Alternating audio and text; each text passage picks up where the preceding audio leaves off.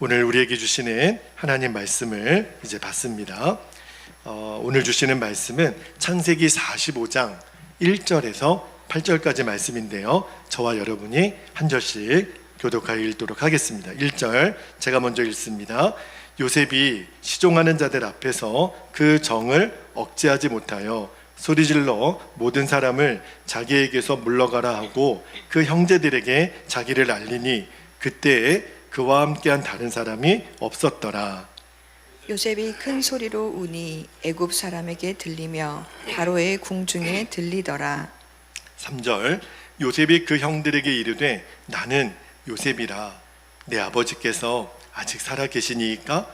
형들이 그 앞에서 놀라서 대답하지 못하더라. 요셉이 형들에게 이르되 내게로 가까이 오소서. 그들이 가까이 가니 이르되 나는 당신들의 아우 요셉이니 당신들이 애굽의 판자라. 5절 당신들이 나를 이곳에 팔았다고 해서 근심하지 마소서. 한탄하지 마소서.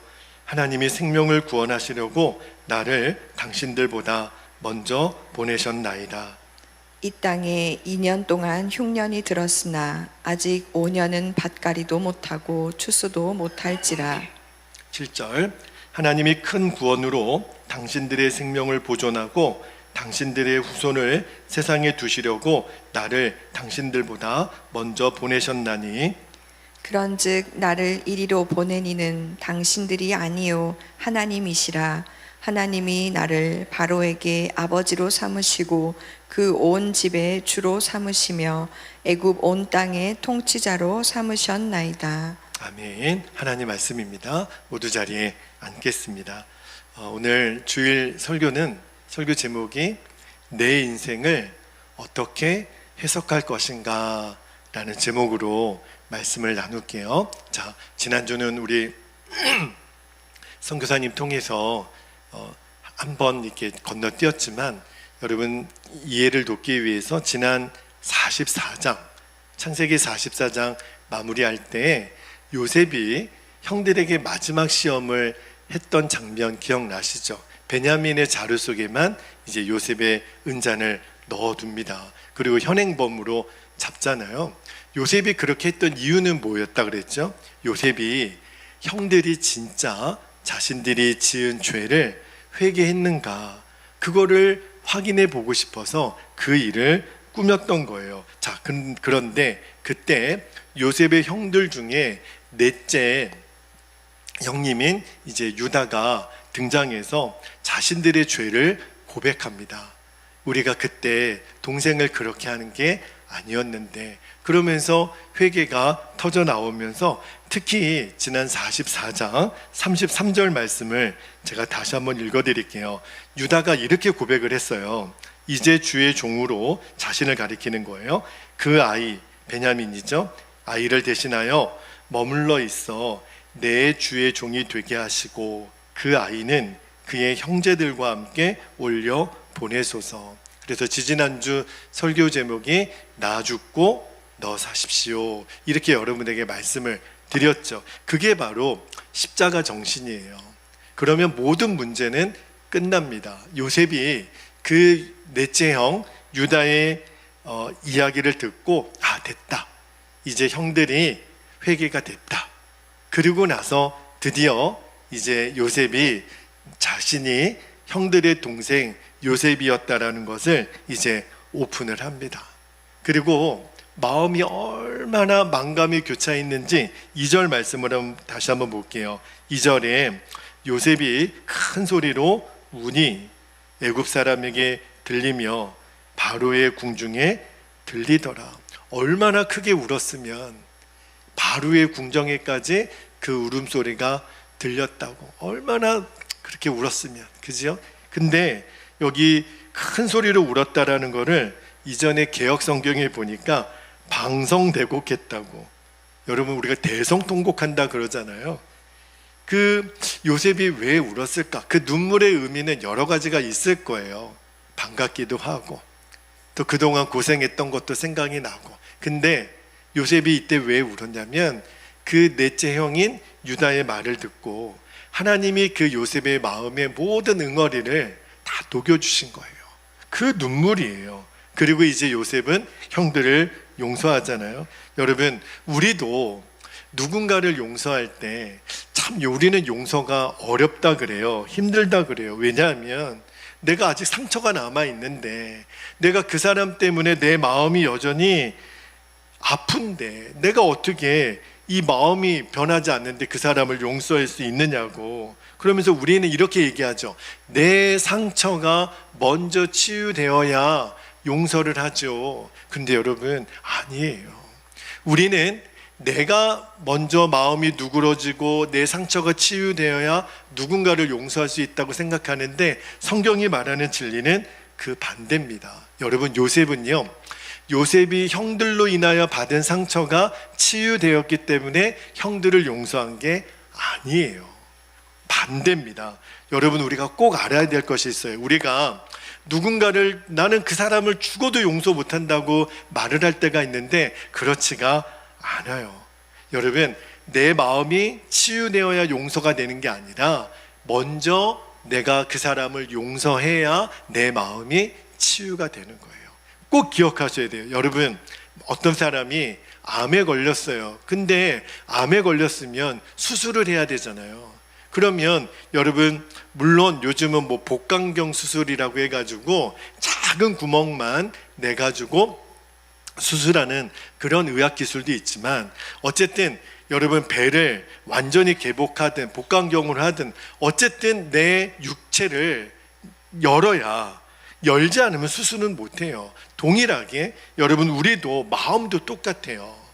우리는 자꾸 내가 그 사람을 용서하지 못하는 것을 내가 치유가 안 됐는데, 근데 치유의 시작은 내 마음을 여는 건데, 그 내 마음을 여는 것이 바로 용서예요. 의사가 수술하기 전에 뭐 메스라고 해가지고 그 도구를 들지 않습니까? 바로 그 메스가 용서예요. 용서로만 내 마음이 치유가 되는 거예요. 우리는 내가 치유받아야, 내 마음 상한 감정이 회복되어야 내가 그 사람을 용서하죠. 그런 생각에 붙들려 있으면 평생 용서는 불가능합니다. 여러분, 수술을 받으려면 우리가 몸을 열어야 되잖아요. 그게 바로 용서예요. 물론 내가 용서를 한다고 바로 내 마음이 금방 치유가 안 될 수도 있어요. 요셉도 그랬거든요. 오랜 시간이 지나서 요셉의 마음이 치유가 일어나잖아요. 그런데 우리 마음에 참 요셉은 대단하다. 여러분, 누가 나를 죽이려고 했고 나를 노예로 팔았다면 진짜 그게 용서가 쉬울까요? 사실 요셉의 용서는 절대 쉬운 용서는 아니에요. 그런데도 요셉은 형들을 용서합니다. 어떻게 그럴 수 있을까? 사람이. 이유는 하나예요. 요셉의 믿음의 눈이 열린 거예요. 여러분, 믿음의 눈이 열렸다라고 하는 게 무슨 말이냐면, 내게 일어나는 모든 일들을 이제 믿음으로 해석할 수 있게 된 거예요. 자, 오늘 설교 제목을 제가 뭐로 정했냐면, 내 인생을 어떻게 해석할 것인가. 자, 여러분, 여기 컵에 여러분은 보이지 않지만 지금 반 정도 있거든요. 그러면 이 컵에 물이 반이 담겼는데 어떤 사람은 물이 반밖에 없네 라고 생각하는 사람이 있어요. 그러나 또 어떤 사람은 어떻게 해석해요? 물이 아직 반이나 있네. 똑같은 상황이지만 해석이 다르죠. 여러분, 인생은요, 해석이에요. 똑같은 일을 당했어도 어떻게 해석하느냐에 따라서 반응이 다르고, 어떻게 반응하느냐에 따라서 인생이 달라져요. 자, 많은 사람이 문제를 만났을 때요, 눈에 보이는 대로만 해석합니다. 요셉의 형들은요, 아버지 야곱이 자꾸 편애를 하는 거예요. 요셉만 사랑하는 거예요. 요셉에게만 채색 옷을 입히고. 그러니까 요셉의 형들은요, 육신의 눈으로 반응합니다. 왜 우리 아버지는 왜 요셉만 사랑하냔 말이에요. 질투가 일어나고 시기가 일어나고 미움이 일어나요. 그게 눈에 보이는 사실이죠. 그래가지고 동생을 죽이려고 했고 또 동생을 노예로 팔았습니다. 자, 그런데 시간이 지나서 이제는 동생 요셉이 애굽의 뭐가 됐어요? 총리가 됐어요. 그리고 형들은 요셉 앞에 무릎 꿇은, 이제는 완전히 입장이 바뀌었단 말이에요. 만약에 요셉도 말입니다. 눈에 보이는 대로 모든 상황을 해석했다면 형들을 가만히 둘 리가 있습니까? 아주 엄벌에 처했겠죠. 아마 형들은요, 이후로 계속 형들의 반응을 보면 야, 이제 우리는 죽었다. 우리가 요셉에게 했던 일을 기억하면 요셉이 우리를 가만두지 않을 거야. 벌벌벌벌 떨었다고요. 요셉도 만약에 눈에 보이는 대로 했다면 형들을 가만두지 않았을 겁니다.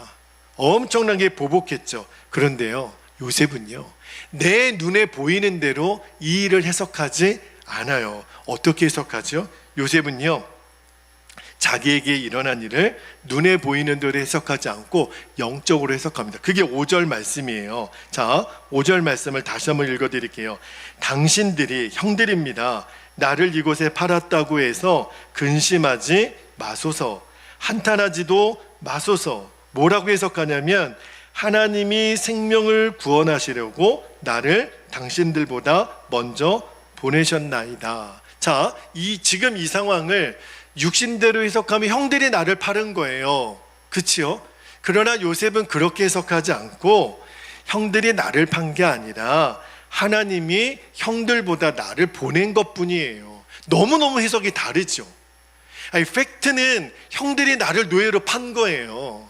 그런데 요셉은 해석하기를 어떻게 해석하냐면 아니에요. 그게 아니라 하나님이 형들보다 나를 애굽으로 보낸 것뿐이에요.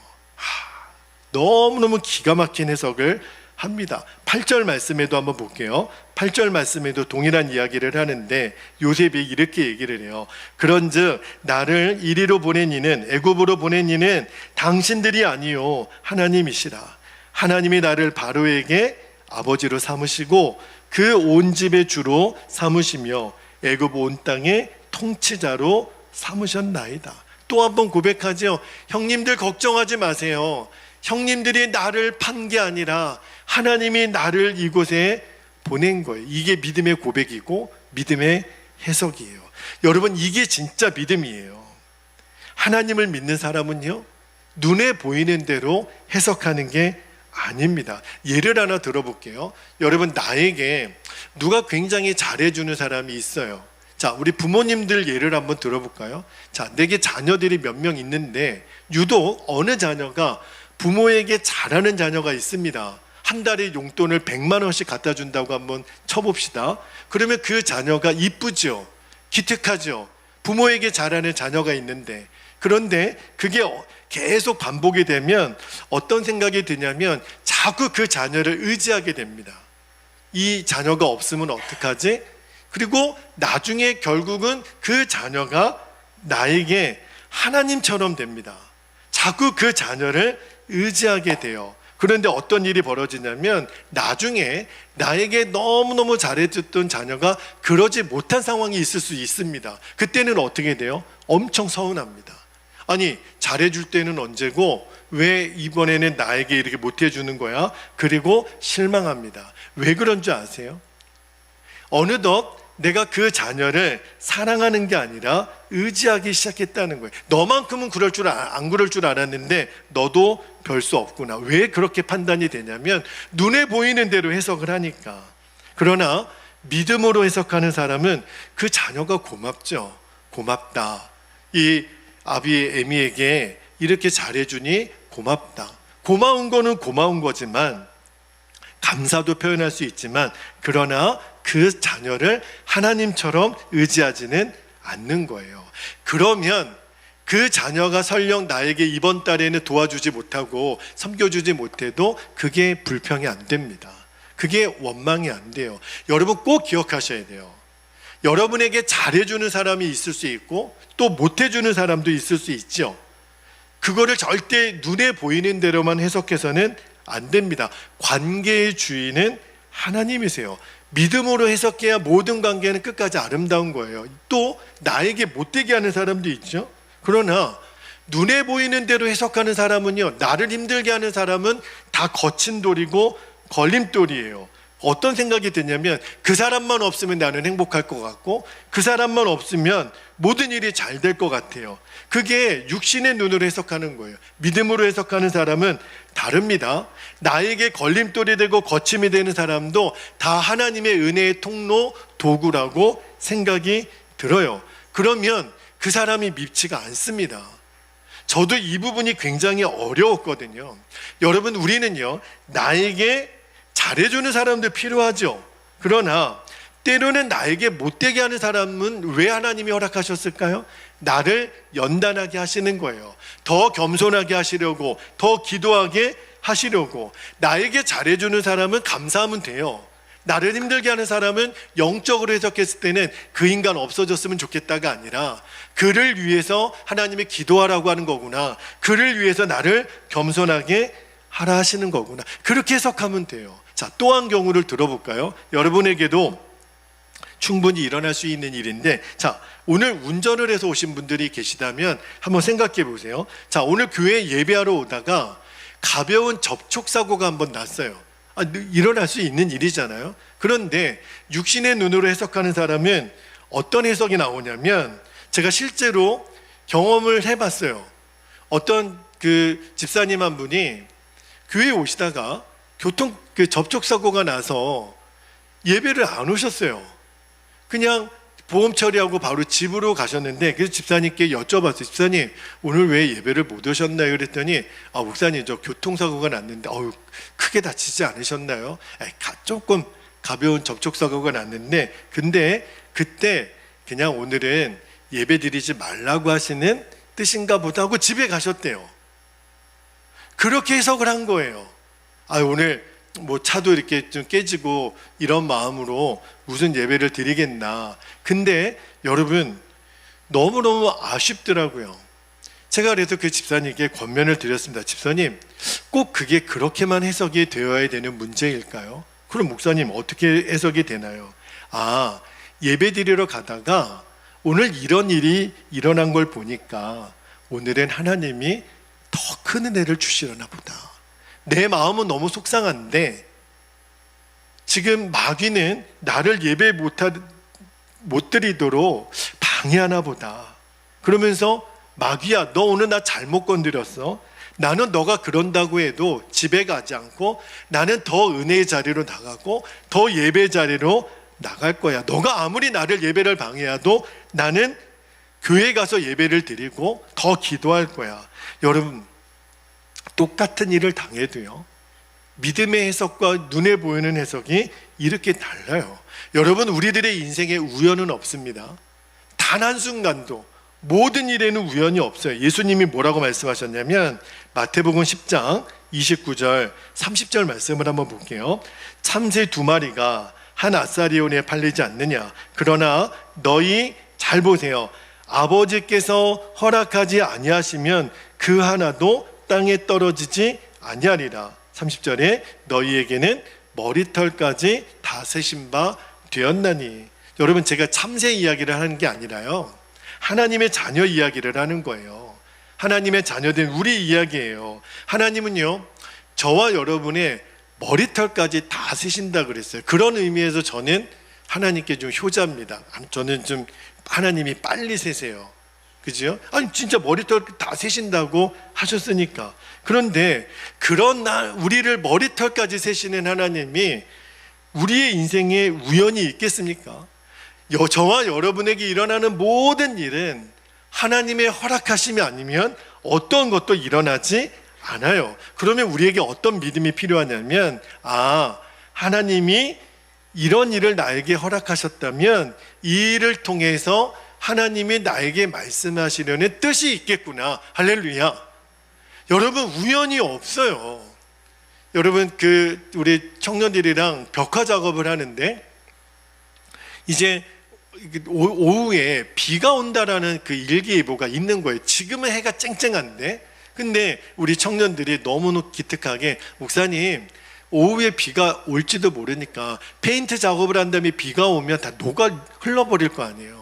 그래가지고 밥 먹는 시간을 1시간 뒤로 미루고 그냥 작업을 먼저 끝내면 어떨까요? 먼저 저에게 제안을 하더라고요. 너무너무 고맙더라고요. 그런데 그렇게 작업이 다 끝나니까, 그리고 혹시 비가 올지 몰라서 저기 비닐으로 덮었습니다. 그러고 나서 여러분 5분 뒤에, 정확하게 비닐 덮고 5분 뒤에 비가 억수같이 쏟아지는 거예요. 깜짝 놀랐어요. 만약에 해가 이렇게 쨍쨍한데, 그죠? 그리고 그냥 뒀으면 우리들이 작업했던 게 다 물거품이 될 수도 있는. 그런데 우리 목사님 한 분이, 인솔하신 목사님이 뭐라고 얘기를 하냐면 2시 30분이면 비가 그칠 거예요. 근데 정확하게 정말 툭 내뱉은 말인데, 하나님이 또 그렇게 비를 그치게 해주셔서 우리가 또 노방전도를 또 나갔어요. 진짜 우연은 하나도 없습니다. 하나님은 너무너무 기가 막혀, 제가 소름이 돋을 정도로 하나님은 너무 세심하시고 진짜 우리의 머리털까지 세시는 분 맞으세요. 자, 여러분, 요셉의 인생을 다시 한번 볼게요. 요셉은 형들이 시기와 질투로 미워가지고 요셉을 노예로 팔았잖아요. 너무너무 악한 일 아닙니까? 어떻게 친동생을 노예로 팔 수 있어요? 그런데 하나님은 그 악한 일을 통해서도 하나님의 뜻을 이루시잖아요. 그러니까 요셉은 믿는 거예요. 이 일을 허락하신 분이 하나님이시기 때문에 형들에게 뭐라고 얘기하냐면, 형님들이 나를 판 것은 맞지만 그러나 하나님이 나를 애굽으로 보내신 거예요. 이렇게 고백을 하는 거예요. 여러분, 이 믿음의 눈이 열려지게 되기를 축복합니다. 그러면 저와 여러분의 인생에 일어나는 모든 일에 해석이 달라요. 아무리 기가 막힌 상황을 만났다 할지라도 중요한 것은요, 내 믿음대로 됩니다. 여러분의 믿음의 해석대로 되는 거예요. 그래서 예수님이 내 믿음대로 될지어다, 너의 믿음의 고백대로 될지어다. 요셉처럼 이제는 저와 여러분에게 우리의 인생에 일어나는 모든 일을 믿음으로 해석할 줄 알아야 되는데, 어떻게 하면 그렇게 되느냐 말이에요. 세 가지를 여러분과 좀 나누고 기도하기를 원하는데, 자, 첫 번째입니다. 첫 번째는 하나님의 말씀을 붙잡으라는 거예요. 해석도 내 마음대로 해석하면 안 됩니다. 말씀을 붙잡고, 여러분, 내 마음대로 해석하면 엉뚱한 해석이 나와요. 그러나 믿음의 눈이 열려야 믿음의 해석이 나오거든요. 그런데 우리들의 믿음의 눈을 여는 것은 하나님 말씀밖에 없어요. 자, 시편 119편 130절 말씀을 한번 볼게요. 잘 보세요. 주의 말씀을 뭐하면요? 열면, 하나님의 말씀을, 성경책을 펼쳐 읽으라는 거예요. 빛이 비추어, 잘 보세요, 우둔한 사람들을 깨닫게 하나이다.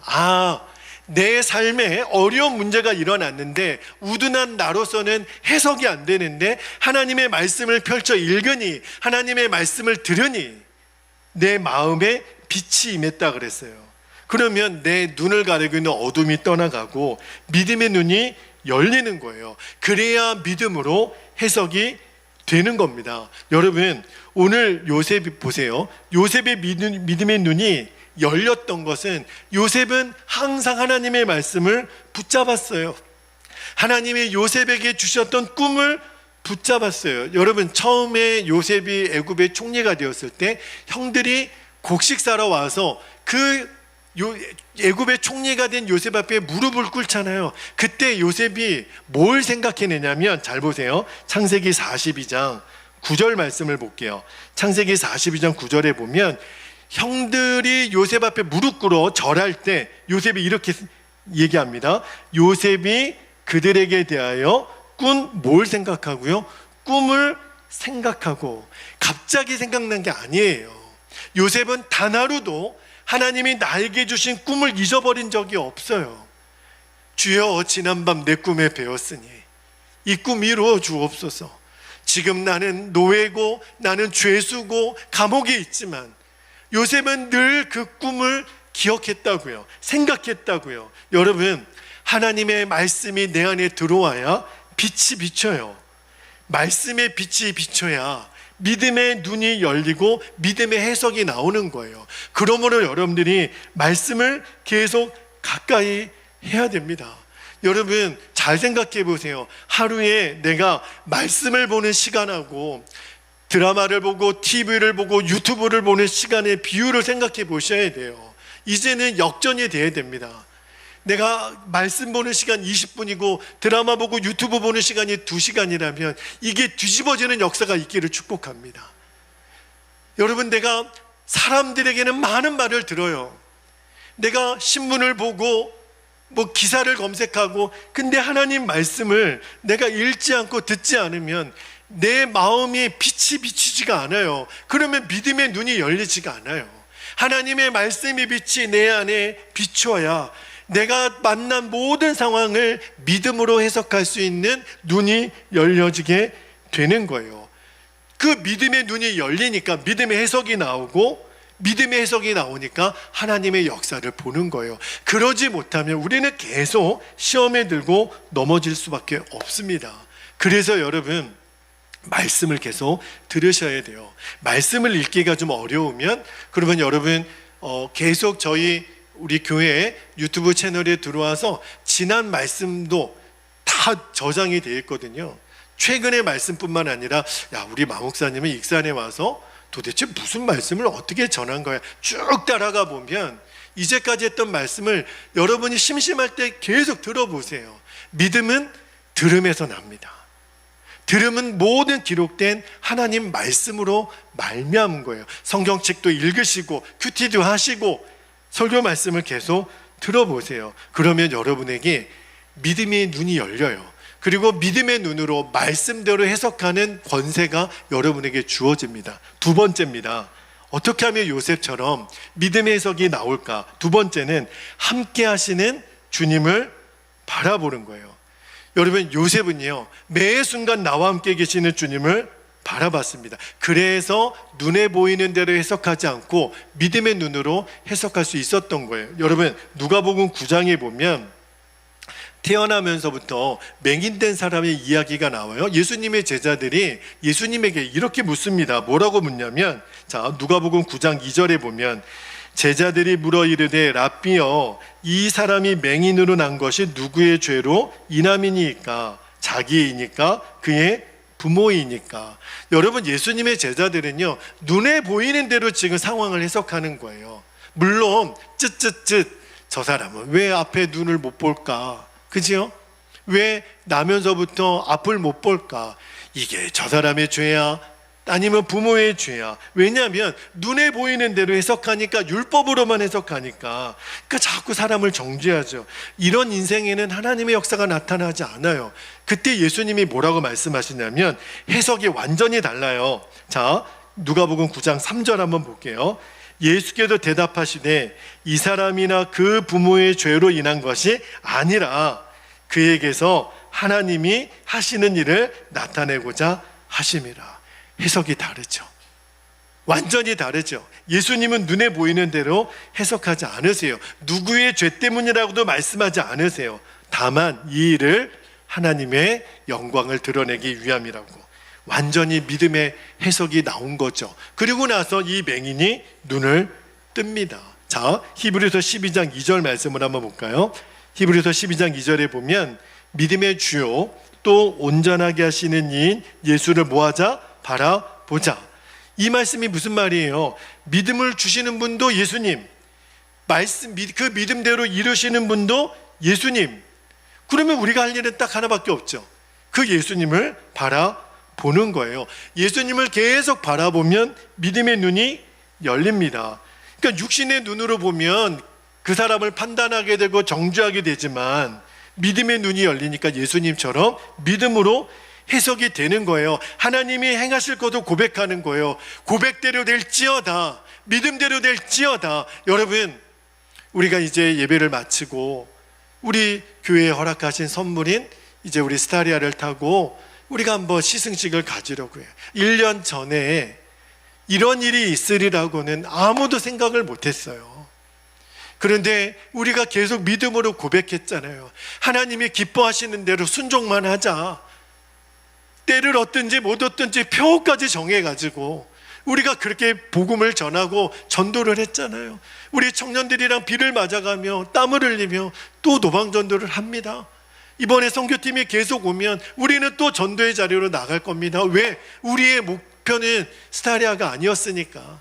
그러나 하나님은 역사하시잖아요. 우리들이 고백한 대로 일하시잖아요. 우리 교회가 달라지고 있잖아요. 우리 성도들이 변하고 있잖아요. 이 교회가 있으므로 이 동네가 달라지게 될 겁니다. 하나님의 영광이 이 남중동에 임하게 될 겁니다. 익산에 어마어마한 부흥이 임하게 될 겁니다. 우리는 지금 믿음으로 고백하는 거예요. 믿음으로 선포하는 거예요. 만약에 육신대로 눈만으로 보면 우리는 안 돼, 우리는 작아, 우리는 못해, 우리는 가난해. 그게 육신의 눈의 한계지만 믿음의 눈으로 선포하면 믿음의 주여 우리를 온전하게 하신 예수님, 믿음도 주시는 분은 예수님, 그 고백대로 역사하시는 분은 예수님, 그 예수님만 바라보면 역사는 일어납니다. 마지막 세 번째, 또 하나 우리의 믿음대로 해석하려면 중요한 게 사명을 붙잡고 사명을 위해 사는 거예요. 5절 말씀을 다시 한번 읽어드릴게요. 이 5절 말씀을 여러분이 꼭 붙드셔야 됩니다. 당신들이 나를 이곳에 팔았다고 해서 근심하지 마소서, 한탄하지도 마소서. 하나님이 생명을 구원하시려고 나를 당신들보다 먼저 보내셨나이다. 이 보내셨나이다라는 단어를 여러분들이 좀 주목해 보세요. 이게 바로 사도들의 어원입니다. 사도들의 뜻이 뭐냐면 어포스톨 그래가지고 보내심을 받은 자들이라고 하는 뜻이 있어요. 그러니까 요셉은 늘 어떤 마음의 생각이 있었냐면 하나님이 나를 사명자로 애굽에 보내신 거야. 그게 어떤 사명이었을까요? 그 증조할아버지 아브라함으로부터 주어진 하나님의 약속이 있었어요. 여러분, 하나님이 아브라함에게 나타나서 주신 약속이 뭐죠? 자, 창세기 12장 2절을 한번 볼게요. 창세기 12장 2절에 하나님이 아브라함에게 이 약속을 하셨죠. 내가 너로 큰 민족을 이루고 너에게 복을 주어 너의 이름을 창대하게 하리니 너는 복이 될지라. 그리고 그 아들 이삭에게, 또 그 아들 야곱에게, 또 그 아들 요셉에게로 이 사명은 계속 이어지는 거예요. 그러니까 요셉은요 늘 아버지 야곱으로부터 들었을 거예요. 그 할아버지 이삭의 이야기, 증조할아버지 아브라함의 이야기를 늘 마음에 새기고 나를 이곳에 하나님이 보내셨어. 왜? 사명이 있는 거예요. 복이 되게 하는 사명, 하나님이 민족을 이루게 하는 사명, 하늘의 별과 같이 땅의 모래와 같이 하나님이 새 약속의 민족, 믿음의 민족을 세우시려고 하는 그 약속을 늘 기억하고, 요셉은 종이 되었을 때도, 죄수가 되었을 때도 절망하지 않았어요. 애굽의 총리가 되었을 때도 그는 교만하지 않았어요. 여러분, 하나님이 요셉에게 허락하신 모든 자리는 사명의 자리임을 알았기 때문에 그는 낙심하거나 절망하지도 않았고 자랑하거나 교만할 것도 없었어요. 여러분, 요셉뿐만 아니에요. 우리도 똑같습니다. 우리는 다 보냄받은 사람이에요. 여러분의 가정, 여러분의 교회, 우리 학교, 여러분의 직장 우연이 아니에요. 하나님은 여러분에게 다 사명자로 보내신 거예요. 여러분이 무슨 일을 하더라도, 여러분이 사무직에 있든 노동을 하는 자리에 있든, 저는 목회를 하는 자리에 있든 하나님이 저와 여러분을 보내신 거예요. 저는 아침에 교회를 올 때마다 하나님이 나를 베델교회로 보내셨지, 저는 사명만 기억하고 이곳에 있는 겁니다. 어떤 사명일까요? 나에게 허락하신 이 사명의 자리에서 때를 얻든지 못 얻든지 하나님의 말씀을 전하는 거예요. 여러분, 하나님이 나를 보내신 곳이 어두워요. 내 주변에는 예수 믿는 사람이 없어요. 그러면 하나님은 여러분을 빛으로 보내신 거예요. 하나님, 내 주변에는 다 썩어 있는 것 같아요. 다 술 먹고 담배 피고 죄 짓는 사람밖에 없어요. 그러면 하나님은 여러분을 그 자리에 소금으로 보내신 거예요. 여러분, 이게 우리의 사명이에요. 우리가 이 사명을 붙잡으면 어떠한 고난, 어떠한 아픔, 어떠한 악한 일도 이제는 믿음으로 해석이 달라집니다. 8세기경에 11세기 후반에 여러분 기억하실지 모르겠는데 벌거벗은 세계사 같은 데 보면 나오더라고요. 여러분, 그 유럽의 해상에서 진짜 아주 깡패 같은 사람들, 바다 해적 같은 사람들이 등장하죠. 그 사람들의 이름이 바로 바이킹입니다. 아주 약탈했던 민족이에요. 그리고 다른 나라를 식민지로 삼고 용병으로 살았던 이 바이킹이라는 민족이 있었는데, 이들이 나중에 유럽이 막 요동칠 때 그때 영국, 프랑스, 러시아, 덴마크, 스웨덴 이런 데 들어가서 그 나라를 세우는 일에 영향을 끼치게 됩니다. 그런데 여러분, 역설적으로요, 이 바이킹 때문에 유럽의 대부분의 나라들이 기독교 국가가 되는데, 어떻게 그 일이 있었냐면 이런 역사가 일어났어요. 그 바이킹 민족의 약탈해서 강제로 아내 삼았던 그 여인들 중에 믿음의 여인들이 있었어요. 자, 바이킹이 스페인을 이제 상선을 공격하고, 그때 남자들은 다 죽여버리고 여자들을 끌고 가서 다 자기들의 아내로 삼습니다. 그러니까 그 여인들이 얼마나 힘들겠어요. 남편도 잃고 정말 그 생면부지에 아주 폭군과 같은 그 남자들의 아내가 되었으니 너무너무 인생이 힘들지 않았겠습니까? 근데 그 여인들이 자기들의 인생을 포기하지 않고 하나님의 뜻을 구했다는 거예요. 그리고 하나님이 그 여인들에게 사명을 줍니다. 비록 수치스럽고 너무너무 절망적인 상황이었지만, 하나님, 이런 상황을 하나님이 허락하셨다면 하나님의 뜻이 뭘까요? 그들은 강제로 결혼을 해서 자녀들을 낳잖아요.